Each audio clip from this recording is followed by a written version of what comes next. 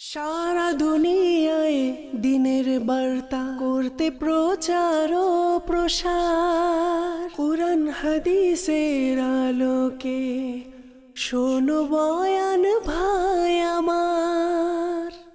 আলহামদুলিল্লাহ রাব্বিল আলামিন ওয়াসসালাতু ওয়াসসালামু আলা সাইয়্যিদিল মুরসালিন আম্মা বা'দু ফাআউযু বিল্লাহি মিনাশ শাইতানির রাজীম বিসমিল্লাহির রাহমানির রহিম আসসালাতু ওয়াসসালামু আলাইকা ইয়া রাসূলুল্লাহ ওয়া আলা আলিকা ওয়া সাহবিকা ইয়া হাবিবাল্লাহ। الصلاة والسلام عليك يا نبي الله وعلى آلك وصحبك يا نور الله نويت سنة الاعتكاف।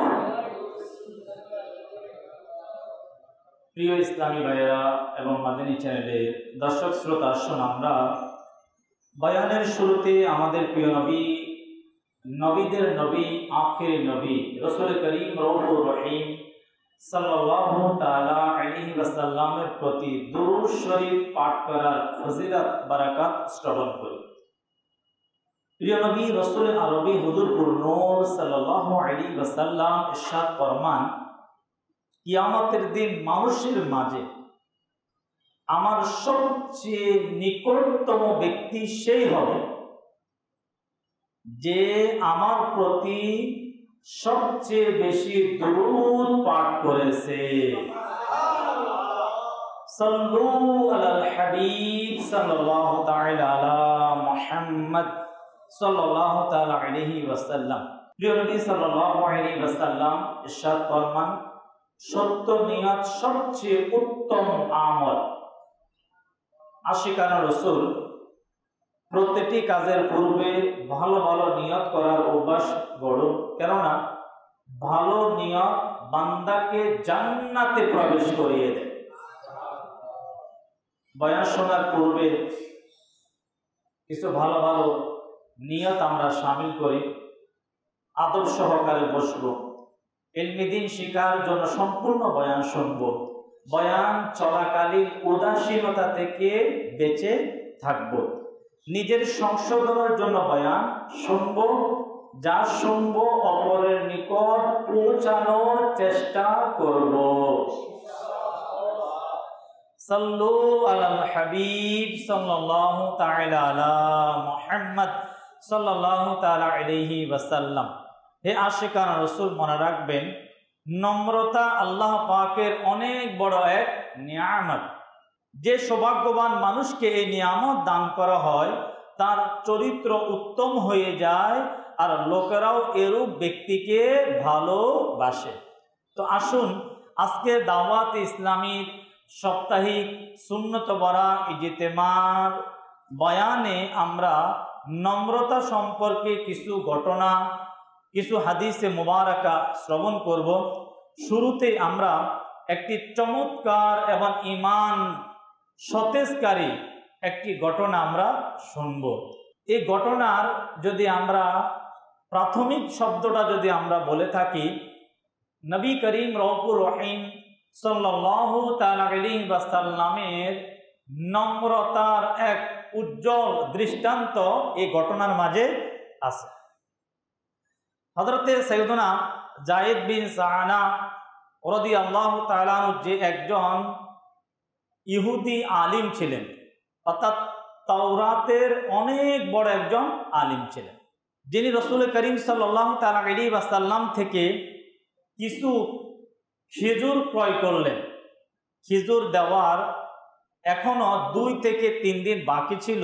এমন সময় সে একটি ভরা মজলিসে অনেক মানুষের উপস্থিতিতে আমাদের প্রিয় আকা সাল্লাল্লাহু তাআলা আলাইহি ওয়াসাল্লাম থেকে কঠোরভাবে খেজুর দাবি করলো এবং নবী পাক সাল্লাল্লাহু আলাইহি ওয়াসাল্লামের চাদরের আঁচল ধরে অত্যন্ত কড়া দৃষ্টিতে প্রিয় নবী সাল্লাল্লাহু তাআলা আলাইহি ওয়াসাল্লামের দিকে তাকালো।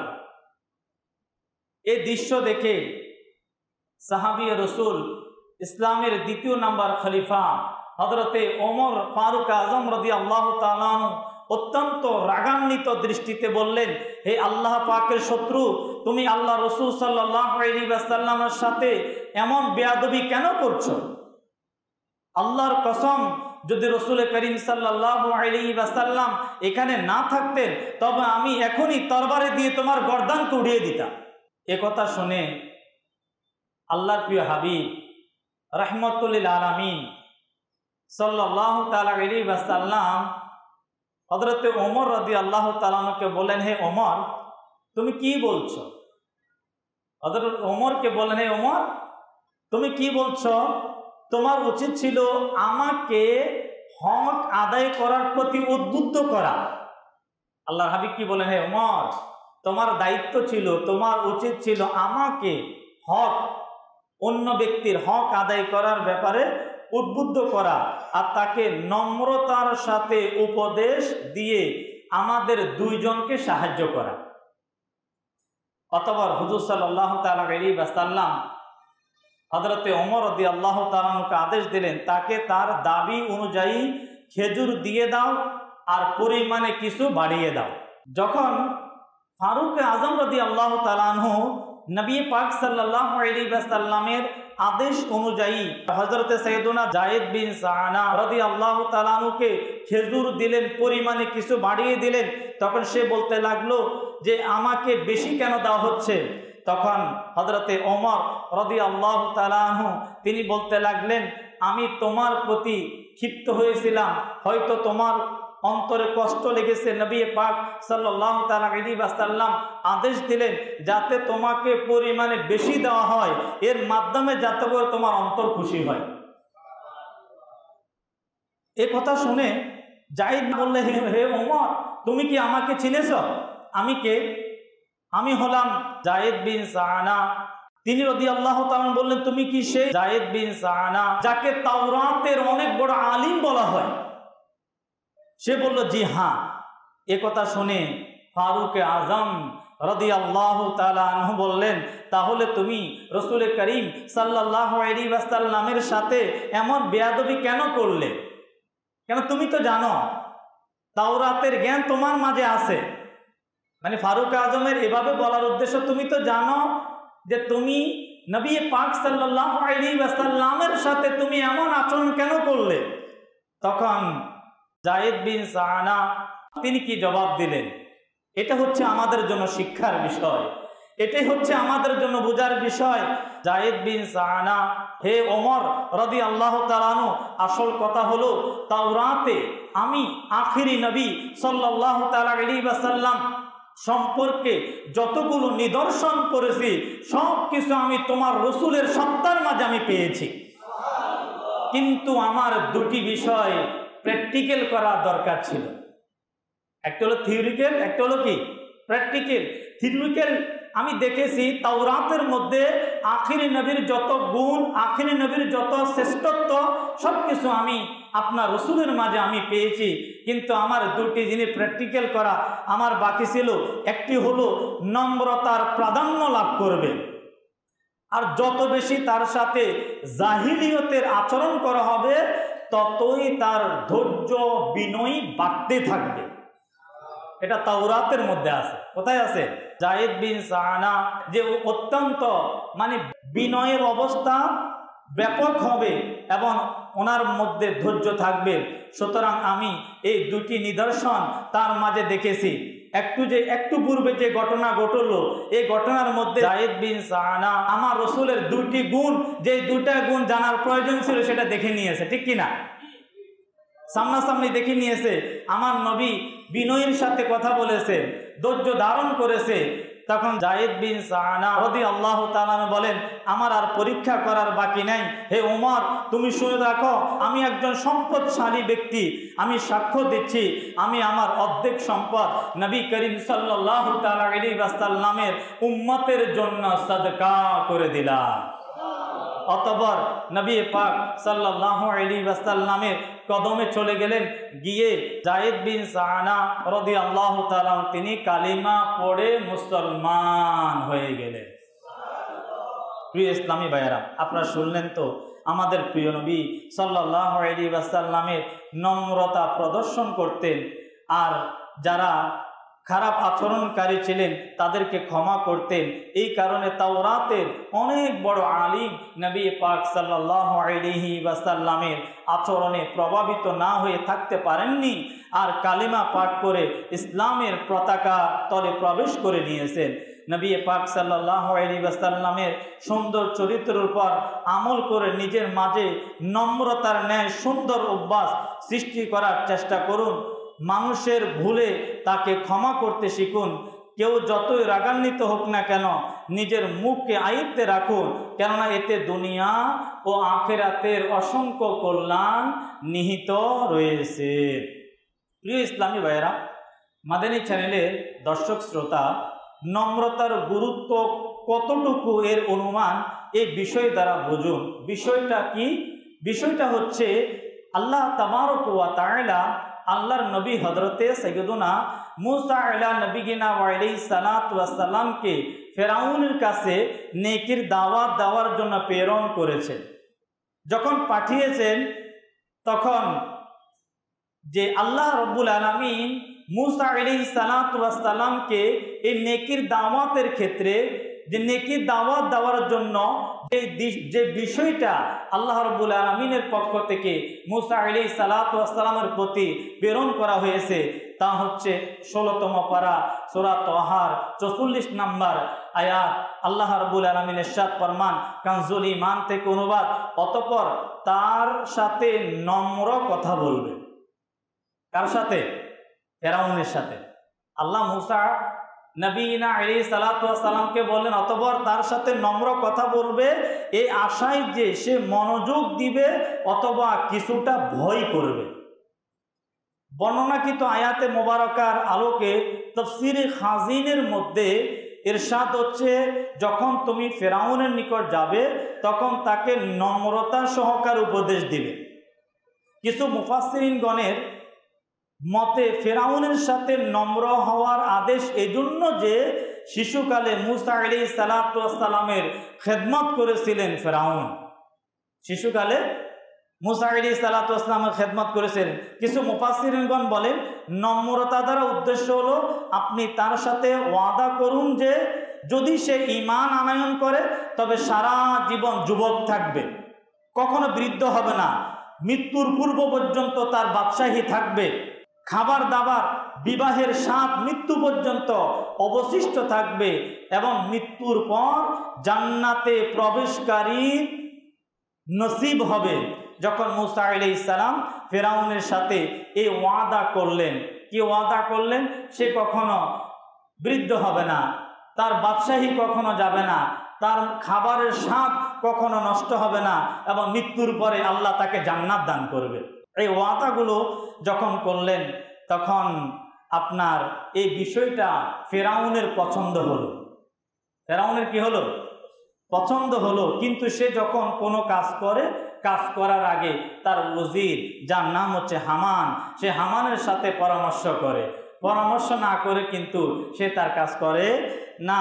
আপনার হামান যখন উপস্থিত হলো, সে তার সিদ্ধান্তর কথা হামানের সামনে যখন ব্যক্ত করলেন, সে বলল এ হলো, সে এলো যখন ফেরাউন তাকে এই সংবাদ দিল, মন চাচ্ছে যে মুসা আলাইহিস সালামের নির্দেশনা আমি ঈমান কবুল করে নিতে পারি। একথা শুনে হামান বলল, আমি তোমাকে অনেক বুদ্ধিমান মনে করতাম, কিন্তু এটা কি, তুমি হলে একজন প্রতিপালক আর তুমি হতে যাচ্ছ আরেকজনের বান্দা। এ কথা বলার পরে তুমি হলে মাবুদ আর এখন আবিদ হওয়ার বাসনা করছো। ফেরাউন বলল, তুমি ঠিক বলেছ। এভাবে সে ঈমান আনয়ন থেকে বঞ্চিত হয়ে গেল। তাই এখানে আমাদের জন্য বড় একটা শিক্ষা, যদি উত্তম কোনো কাজ করতে হয় আমাদেরকে পরামর্শ নিতে হবে নেককার থেকে, পরেজগার থেকে, আল্লাহওয়ালা থেকে।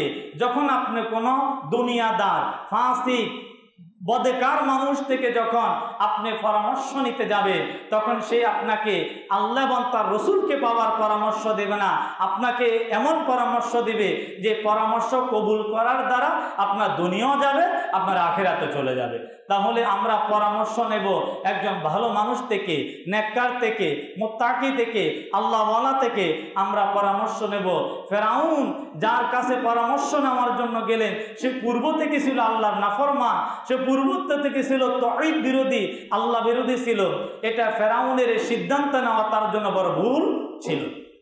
তো প্রিয় ইসলামী ভাইরা, আল্লাহ তাবারক ওয়া তাআলা যে কোরআনুল কারীমের মধ্যে আল্লাহর নবী হযরতে মূসা আলাইহিস সালাতু ওয়াস সালামকে নেকির দাওয়াত দেওয়ার জন্য যখন তিনি ফেরাউনের কাছে যাচ্ছে, নম্র আদেশ, নম্র ভাষায় কথা বলার জন্য মহান রব্বুল আলামিনের পক্ষ থেকে হুকুম দেওয়া হয়েছে। তাহলে এটা আমাদের জন্য বড় একটি শিক্ষণীয় হচ্ছে, আমরা যখন নেকির দাওয়াত প্রদান করব, কাউকে নেকির দাওয়াত দেব, নামাজের কথা বলবো, সুন্নতের কথা বলবো, ধর্মীয় কথা বলবো, তখন আমাদের জন্য দায়িত্ব, একান্ত কর্তব্য হচ্ছে সেখানে আমরা নম্রতা প্রদর্শন করব। আল্লাহর প্রিয় হাবিব সাল্লাল্লাহু তাআলা আলাইহি ওয়াসাল্লামের নম্রতা, নবী পাক সাল্লাল্লাহু তাআলা আলাইহি ওয়াসাল্লামের কোমল হৃদয় সম্পর্কে মহান রব্বুল আলামিন পবিত্র কোরআনুল কারীমের ৪র্থ পারা সূরা আলী ইমরানের ১৫৯ নম্বর আয়াতের মধ্যে ইরশাদ ফরমান, কানজুল ঈমান থেকে অনুবাদ, হে মাহবুব, আল্লাহর কিরূপ দয়া যে আপনি তাদের জন্য কোমল হৃদয় হয়েছে। যে মানুষের জন্য আমার নবী ছিলেন কোমল হৃদয়ের। এই আয়াতে রাসূল করিম সাল্লাল্লাহু আলাইহি ওয়াসাল্লামের সুন্দর চরিত্রের বর্ণনা করা হয়েছে। অতএব ইরশাদ হচ্ছে, হে হাবিব, আল্লাহ পাক আপনার প্রতি কিরূপ দয়া করলেন, তিনি আপনাকে নম্র অন্তর, স্নেহবান, দয়া, অনুগ্রহকারী বানিয়েছেন।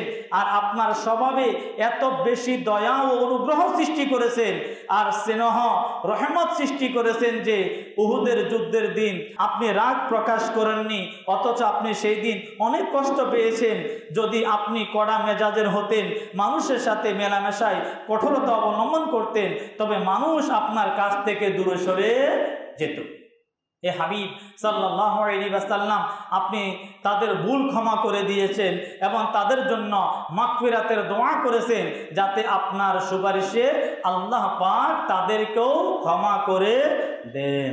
তো প্রিয় ইসলামী ভাইয়েরা, নম্রতা এটা এমন একটা আল্লাহ তাআলার পক্ষ থেকে নিয়ামত। আল্লাহ রাব্বুল আলামিন আমাদের প্রিয় নবী রাসূল করিম রউফুর রহিম সাল্লাল্লাহু তাআলা আলাইহি ওয়াসাল্লামকে এই নম্রতার এমন এক নিয়ামত দিয়েছেন যে কোরআনুল কারীমের যেই দিন এই আয়াতে মোবারকা নাজিল হলো, এই আয়াতে মোবারকার প্রেক্ষাপট আল্লাহ রাব্বুল আলামিন কোরআনুল কারীমের মধ্যে ইরশাদ ফরমান, হে শ্রোতা, মন্দকে মন্দ দ্বারা নয় ভালো দ্বারা প্রতিহত করো, তখন তুমি দেখবে সে হয়ে যাবে তোমার অন্তরঙ্গ বন্ধু। এই আয়াতে মোবারকা কখন নাজিল হলো, কেন নাজিল হলো?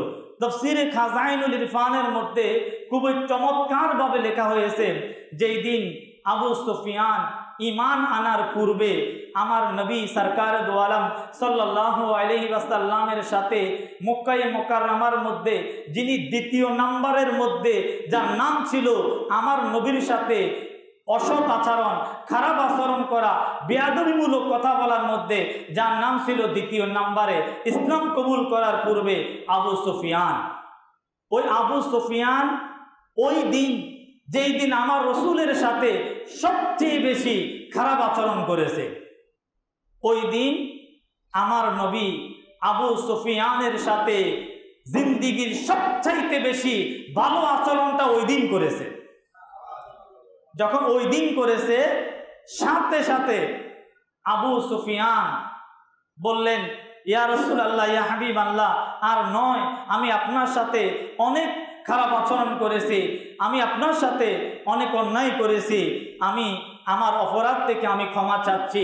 ওই দিন আবু সুফিয়ান তিনি কি হয়ে গেলেন, তিনি তওবা করলেন, কালিমা শরীফ পাঠ করলেন। শুধু কালিমা শরীফ পাঠ করেন নাই, তফসিরে খাজাইনুল ইরফানের মধ্যে রয়েছে আবু সুফিয়ান আমার নবীর এমন অন্তরঙ্গ বন্ধু হলেন, তার কন্যা উম্মে হাবিবাকে নবী পাক সাল্লাল্লাহু আলাইহি ওয়াসাল্লামের কাছে নিকার মধ্যে আবদ্ধ করে এমন একটা সম্পর্ক সৃষ্টি করলেন, এমন একটা মহব্বতের।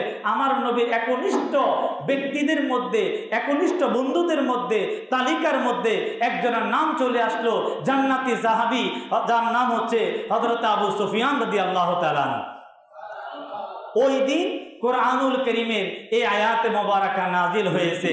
আমার নবীর উত্তম আদর্শটা যখন প্রকাশ হলো, এই কোরআনুল কারীমের আয়াত নাজিল হয়েছে, হে শ্রোতা, মন্দকে মন্দ দ্বারা নয় ভালো দ্বারা প্রতিহত করো, তখন তুমি দেখবে সে কে যে তোমার সাথে মন্দ ব্যবহার করেছে সে হয়ে যাবে তোমার অন্তরঙ্গ বন্ধু।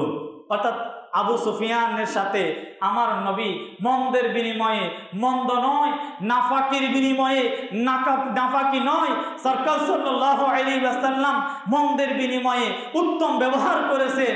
তখন আমার নবীর ওই উত্তম ব্যবহারে আবু সুফিয়ান মুসলমানও হলেন, আমার নবীর অন্তরঙ্গ বন্ধু হয়ে গেলেন।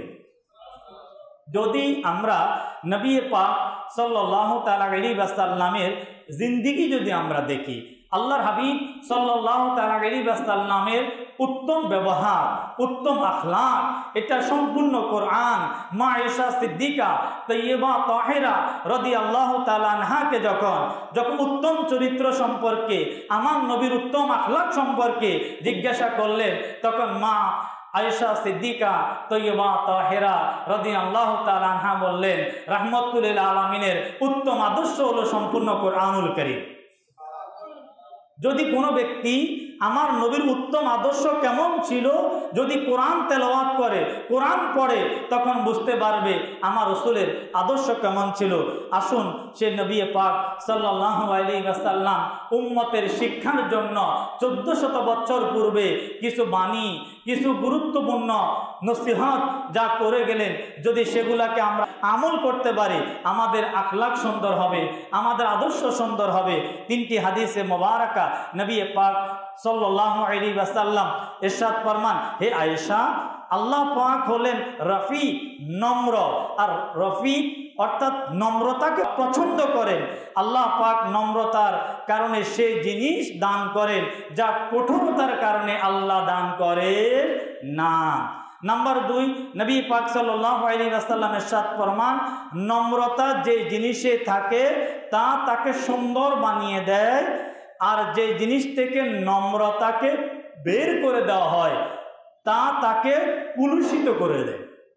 নাম্বার 3, মুমিন সহজতা প্রদানকারী নম্র হয়ে থাকে, যেমনটি নাক ছিদ্র সম্পূর্ণ ওটের ন্যায়, টানা হলে টানা যায়, আর মাঠে যখন বসানো হয় তখন সে বসে যায়।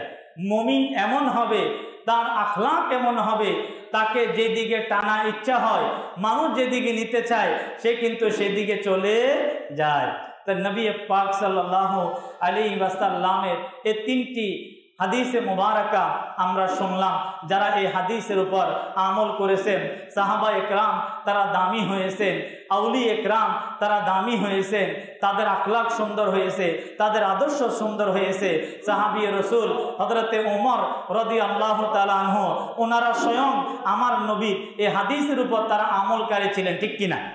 এমন আমলকারী ছিলেন ফারুক আজম রাদিয়াল্লাহু তাআলা আনহু, তিনি রাস্তার পাশে দাঁড়িয়েছিলেন, সেখান দিয়ে একটা ফকির যখন যাচ্ছে, সে অন্ধ ছিল, সে নিজে অন্ধ ছিল। ওই ফকিরের গায়ের সাথে ফারুক আজম রাদিয়াল্লাহু তাআলা আনহুর পা লেগে গেল ভুলবশত। ওই ফকির ব্যক্তি বলতে লাগলো, আপনি কি অন্ধ? আপনার কি চোখ নাই? অন্ধ ব্যক্তি কাকে বলতেছে? ফারুক আজমকে বলছে, আপনি কি অন্ধ? আপনার কি চোখ নাই? ফারুক আজম রাদিয়াল্লাহু তাআলা আনহু, তিনি ওই মহান ব্যক্তি, তিনি ওই মহান সত্তা যার নাম শুনলে মানুষ থরথর করে কাঁপে। ওই ফারুক আজম যেদিন আমার নবীর মহব্বতের, আমার নবীর প্রেমের মালা গলার মধ্যে পরিধান করলেন, তখন তিনি প্রমাণ করে দিলেন সকল জায়গার মধ্যে, সব স্থানের মধ্যে জালালিয়ত এটা চলে না, কামালিয়তকে প্রকাশ করতে হয়। তিনি কি করলেন? উত্তেজিত না হয়ে, উত্তেজিত হওয়ার পরিবর্তে ফারুক আজম রাদিয়াল্লাহু তাআলা তাকে বলল, ভাই অন্ধ তো নয়, আমার ভুল হয়েছে, আমি দেখি নাই, আমাকে ক্ষমা করে দাও। দেখেন, তাহলে ফারুক আজম রাদিয়াল্লাহু তাআলা আনহু থেকে শুরু করে সাহাবায়ে কেরামের যদি আদর্শের দিকে তাকায়, তাদের এই উত্তম আদর্শ তারা পেয়েছে সরকারে দো আলম সাল্লাল্লাহু তাআলা আলাইহি ওয়াসাল্লাম থেকে। অসংখ্য আল্লাহর ওলি যারা, আল্লাহর প্রিয় বান্দা যারা, তারা উত্তম আদর্শ শিখেছে, উত্তম আদর্শ পেয়েছে, শিখেছে আমার নবীর জিন্দেগি থেকে। উত্তম ব্যবহার এটা এমন একটা নিয়ামত আল্লাহ তাবারক ওয়া তাআলা যাকে দিয়েছে সেই ব্যক্তি সৌভাগ্যবান। তাই আমরা যদি পরিবারের মধ্যে, সমাজের মধ্যে, রাষ্ট্রের মধ্যে, আমাদের আপন আপন স্থানে যদি একজন সফল ব্যক্তি হতে চায়, আমাদের আদর্শের মধ্যে অবশ্যই উত্তম আদর্শ, বিনয়, নম্রতা থাকতে হবে। আল্লাহ রাব্বুল আলামিন আমাদেরকে নিয়ামত দ্বারা ধন্য করুন। আলহামদুলিল্লাহ, দাওয়াত ইসলামীর মাদানী মহল, এই পরিবেশ, দিনী পরিবেশ, আলহামদুলিল্লাহ অসংখ্য নওজওয়ান যুবক যাদের চেহারার মধ্যে ছিল আপনার মানুষ তাদের দিকে তাকাতে পারতো না, এমন উত্তেজিত মানুষ ছিল। একটা কথা বললে 10টা কথা বলতো। তাদেরকে যদি কেউ কখনো কোনো প্রকারে আঙ্গুল দিয়ে খোঁচা দিত, তারা তাদেরকে সাথে সাথে আঘাত করত। এ ধরনের অসংখ্য হাজারো লাখো নওজওয়ান, তারা যদি কেউ আঘাত করে তার জন্য হাত উঠিয়ে আল্লাহর কাছে দোয়া করে। এই শিক্ষা মাদানী মহলের শিক্ষা, মাদানী পরিবেশের শিক্ষা। আমি আপনাদেরকে বলবো, আমরা যারা দাওয়াত ইসলামীকে চিনি, দাওয়াত ইসলামীর পাশে যারা আমরা থাকি, আমরা অবশ্যই দাওয়াত ইসলামীর মাদানী পরিবেশের সাথে এমনভাবে নিজেদেরকে আমরা সম্পৃক্ত করার চেষ্টা করি যাতে এই পরিবেশ থেকে আমরা কিছু অর্জন করতে পারি, আমাদের ব্যবহারকে সুন্দর করতে পারি, আমাদের আখলাককে আমরা সুন্দর করতে পারি। আল্লাহ রাব্বুল আলামিন আমাদের সকলকে এই মাদানী পরিবেশের উত্তম আদর্শ আমাদের নিজেদের মাঝে বাস্তবায়ন করার তৌফিক দান করুন। সাল্লু আলাল হাবিব সাল্লাল্লাহু তাআলা আলা মুহাম্মদ সাল্লাল্লাহু তাআলা আলাইহি ওয়াসাল্লাম। সারা দুনিয়ায় দিনের বার্তা করতে প্রচার ও প্রসার, কুরআন হাদিসের আলোকে শোনো বয়ান ভাই আমার।